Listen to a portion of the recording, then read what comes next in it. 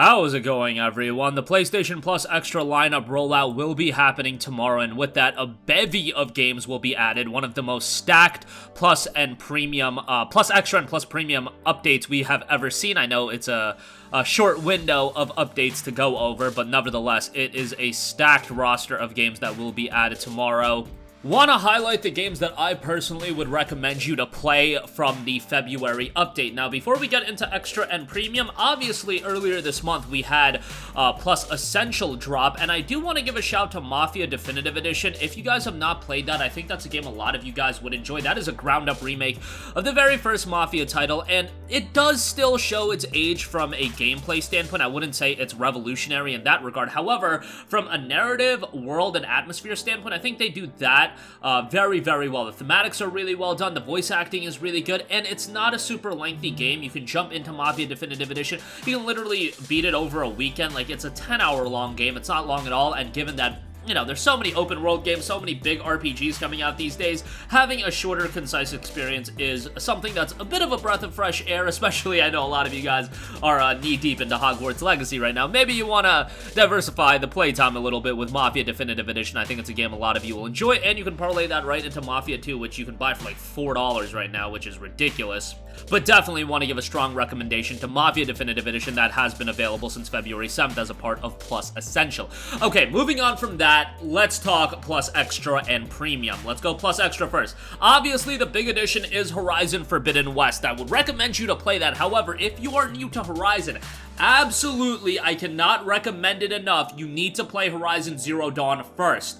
Zero Dawn is also available through PlayStation Plus Extra, and it, of course, kicks off the franchise. Zero Dawn's a really, really good game, and in my opinion, while I wouldn't say visually and gameplay-wise it's as strong as Forbidden West, gameplay, it's still pretty good. Narratively, I think Zero Dawn is the stronger game. I think Forbidden West goes a little bit off the rails with a lot of its narrative decisions. Some people disagree with me. A lot of people do agree with me that I just thought they could have taken Horizon as a narrative franchise in a different direction, and I think I would have enjoyed it a little bit more. That's my personal opinion. However, from a gameplay standpoint, Zero Dawn is excellent. So much content. Same can be said about Forbidden West. Both games have an absurd amount of content, and Forbidden West is a substantial visual improvement upon Zero Dawn. Like, I went back and played Zero Dawn. I go back and play it every now and again on PC, and Zero Dawn is still a good-looking game, but when you look at, like, the animations in Forbidden West, it is a legitimate step above. Even though Forbidden West is a cross-gen game, it's one of the better-looking PS5 games that you're going to come across, and I would strongly recommend it. There's been a game trial available on Plus Premium for a while, but now you're just getting the entire game on Plus Extra, and I don't think, and I've seen this a lot on social media, I don't think that this is going to be one of those games that cycle out of the subscription service, because this is a game and a franchise that's entirely owned by Sony. So if they want to pull this game from the service, it's by their own prerogative. Like, it's just them pulling it. It's not a licensing deal or anything like that. At least I'm 99% sure that's how it works. So there you go with that. It should be available in perpetuity as long as Plus Extra is a thing, and as long as you have a subscription. Okay, next up, Scarlet Nexus. Gotta give this a recommendation. This is a game that I really, really enjoyed. I know some people weren't as high on it as I was, but I thought Scarlet Nexus was a very, very enjoyable Japanese RPG. It has a good amount of content, given that you do have two playable main characters. Both of their stories connect, but you do want to go through the game twice so you get the entirety of the story. I thought the gameplay was good. I thought the soundtrack was good. Story has a lot of high moments. You know, I don't agree with all of the decisions that they did with the story, but I thought the story overall was rather engaging, and yeah, overall, really like the game. I know the one drawback is the fact that a lot of the story is told through these visual novel style aesthetics, which might not be for everyone, but I still really dug the game, and I would give it a strong recommendation as it's just a part of Plus Extra. Definitely one a lot of you guys will end up enjoying. Next up, we have Resident Evil 7 Biohazard. I mean, if you are not a big fan of Resident Evil and you want to get into the franchise, Resident Evil 7 is not a bad starting place. Obviously, I would go and play, some of the remakes and whatnot, especially RE4 coming out, but Resident Evil 7 really brought the franchise back to an engrossing horror experience, which I feel like was lost in RE6 and even somewhat in RE5. Resident Evil 7 was a super immersive experience, gripping narrative as well, and a bit more on the psychological side as far as a horror game goes. Not super lengthy either. You can jump in, you know, enjoy the game for what it is, and then move on to your next title. It does have a VR component if you have VR 1, but yeah, I know some of you guys are jumping to VR 2, unfortunately. No backwards compatibility is a bummer, but still, its standard mode is really enjoyable as well, so check that out for sure. Next up, another Bandai Namco release. Ace Combat 7 Skies Unknown is a must-play. This game came out all the way back in January of 2019, and unfortunately, it came out right around the time as Kingdom Hearts 3 and the Resident Evil 2 remake, and I just felt like, man, they were sandwiching this game between some, like, heavy hitters, and I thought Ace Combat 7 would fall by the wayside a little bit, and maybe it did, but man, the game has still, you know, slowly been one of the more popular games, and definitely we're up to Ace Combat 7, and it doesn't seem like the franchise is going anywhere. This game is awesome. I was shocked by how much I enjoyed this game. And Ace Combat, yes, awesome flight action gameplay. The gameplay is definitely the star of the show here. Tremendous soundtrack. I thought the soundtrack in this game was awesome. Not too crazy about the story or anything like that, but gameplay, soundtrack, just over-the-top action. Ace Combat 7 is going to give you that in spades, so definitely check it out in that regard. And not a super lengthy game either if you just go through the main campaign. You'll complete it rather quickly.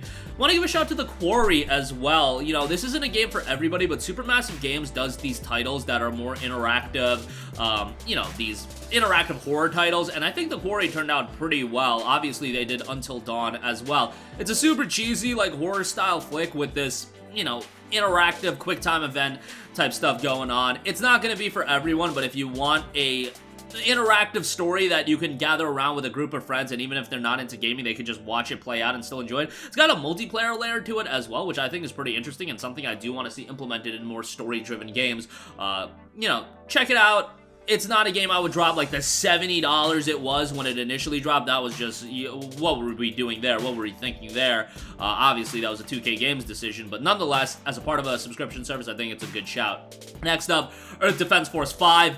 What an over-the-top, like, no-nonsense action game Earth Defense Force is always going to offer you. It's not something to take super seriously, but if you just want something so zany, so off-the-wall, and something that epitomizes arcade gaming, that is exactly what Earth Defense Force is going to offer you. It's not a franchise that gets a lot of love over here in the States, but I would still say go ahead and give it a look, and I think a lot of you guys will be pleasantly surprised by Earth Defense Force 5. If you didn't want to drop, like, you know, the $30 or whatever it is, it still goes for a sizable price when it's not on sale. So yeah, as a part of a subscription service, I think it's quite good.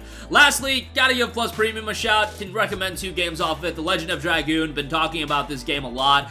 Very much a throwback JRPG. I've been talking about it a lot in the sense that I've wanted this game on Plus Premium just because it's such an iconic PlayStation 1 game. I think a lot of you guys are going to check this game out for the first time based on, you know, just people being super excited about this game getting added. Just bear in mind, it is a PS1 JRPG. Keep your expectations in line. I don't want you guys going into this game thinking that a JRPG from 1999 is going to reinvent the wheel in 2023. That's not what Legend of Dragoon is, but it has a charming cast of characters. It's got a great setting, great style. Obviously, visuals are what they are. The PS1, they were quite impressive, but not going to really find that impressive in 2023, and obviously, if you're nostalgic, you're probably super excited to check this one out. And I do want to give Wild Arms 2 a shout. This is another one, I believe I had it on the PS3 when it was a PS1 classic. Didn't get a really great reception, but I had a good time with Wild Arms 2 if you want a throwback JRPG here as well. Another option, not as iconic as The Legend of Dragoon, but still something that I think a lot of you guys will get some enjoyment out of. But that is going to do it for me. Again, this update does drop tomorrow, so all of the extra and premium games will be rolling out tomorrow. I saw some people commenting saying, how can I download these games? Guys, they're revealed and then they're released the following Tuesday, so that's what's going on. But that'll do it for me. Sound off with all of your thoughts in the comments section down below. Thank you for watching, and goodbye.